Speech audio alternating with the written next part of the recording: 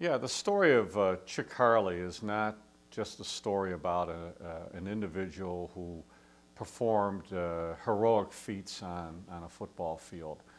It's about a person, an individual, a human being who had feelings, who had experienced life's ups and downs at a time when the country, America, was growing, was finding its way.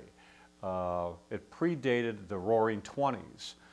Just prior to the time of Chic Harley, football was regarded as a sort of a brutal sport in which there weren't very many rules. The flying wedge was prevalent. That was the main play, that the players would crash into other players on the other side of the scrimmage line, and it was brute force that ruled.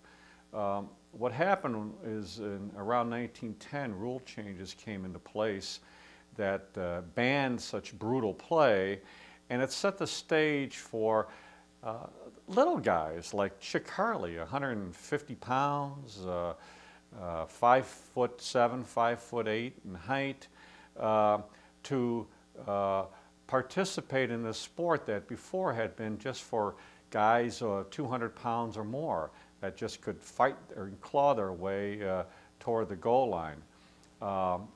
Football grew up in the early 1900s, around 1910, to where it promoted speed and grace and intellect rather than just brute force.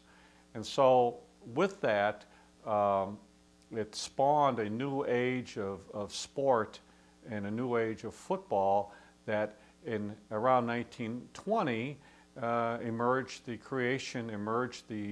American Football Association, which 2 years later was named the National Football League.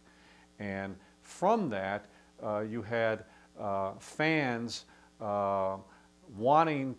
thirsting for a way of thirsting for places to go to and to watch sport other than baseball and the sport of the day.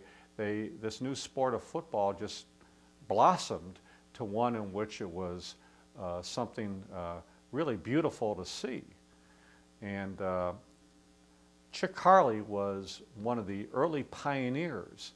There were many great players at that time. Very few who were as good as Chic Harley.